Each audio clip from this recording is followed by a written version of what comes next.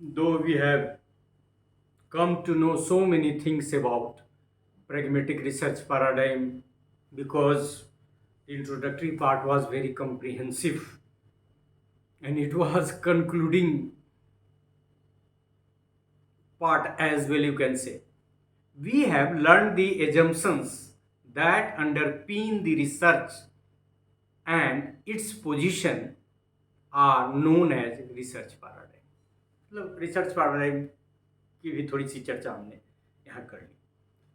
Besides positivism and interpretivism, the third paradigm that is being frequently used in research is pragmatism.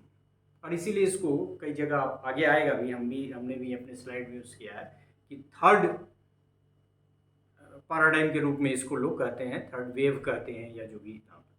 A group of researchers find it as mixed method research, though other group of researchers consider mixed method as one approach within pragmatic research paradigm.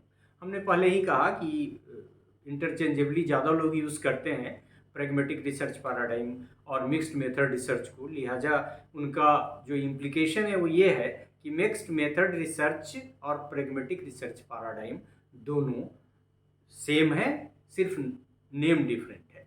लेकिन एक group ऐसा है जो ऐसा नहीं मानता है. वो क्या कहता है? The next group concludes that pragmatic research philosophy generally implies research methodology based on its approach as mixed methodology, Q methodology and generic qualitative inquiry. तो ये ग्रुप ये भी मानता है कि mixed methodology is a part within pragmatic research paradigm and there are other parts जिसमें कुछ नाम दिया, Q methodology and generic qualitative inquiry. Most of the literature suggests to use pragmatic paradigm interchangeably to that of mixed method research. Pragmatism as a mixed method approach can be accepted with the view that the major focus of pragmatic paradigm is to integrate positivist and interpretivist research methodology. हमने बहुत सारा तर्क आपके introductory part में भी दिया कि इसको हम यूज़ कर सकते हैं pragmatic research paradigm को, क्योंकि ये क्यू मेथोलॉजी हो या फिर जेनरिक क्वालिटेटिव इंक्वायरी हो, कोई भी इसके इतर बात नहीं करता है. और जो बेसिक pragmatic research paradigm का है, जहाँ से उसको एज ए पैराडाइम इम्प्लीकेशन की बात है, वहाँ भी लोगों का ये मानना है कि the major purpose, the major objective of pragmatic research paradigm is to integrate the both opposite types of paradigms, that is positivist and interpretivist. Q methodology and generic qualitative inquiry mix positivist and interpretivist paradigm in different ways. मतलब उनके use करने का तरीका different जरूर है, लेकिन वो integrate करते हैं.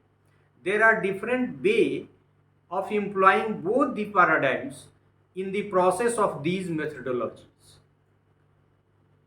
अब थोड़ी सी चर्चा हम लोग करेंगे बाद में अलग से क्यू मेथोलॉजी पे.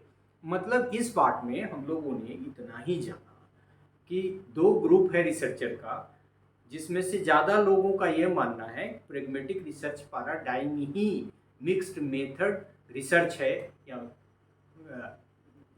मिक्स्ड मेथड रिसर्च का इस्तेमाल ही pragmatic रिसर्च पैराडाइम का इस्तेमाल है. So it can be used interchangeably.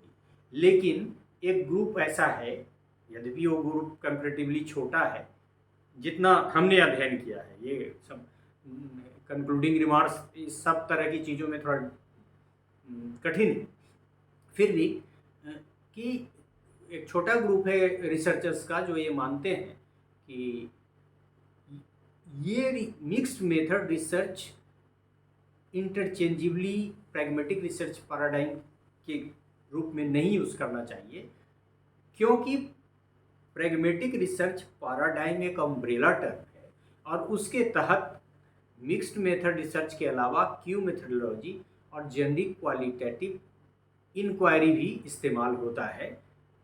लेकिन जैसा कि हमने आपको कहा कि हम क्यूमेथोलॉजी की भी थोड़ी सी चर्चा कर लेंगे, क्वालिटेटिव जेनरिक क्वालिटेटिव इंक्वायरी की भी थोड़ी सी चर्चा कर लेंगे, लेकिन keeping in view the number of literature, we shall in present deliberation shall use pragmatic research paradigm and mixed method research interchangeably.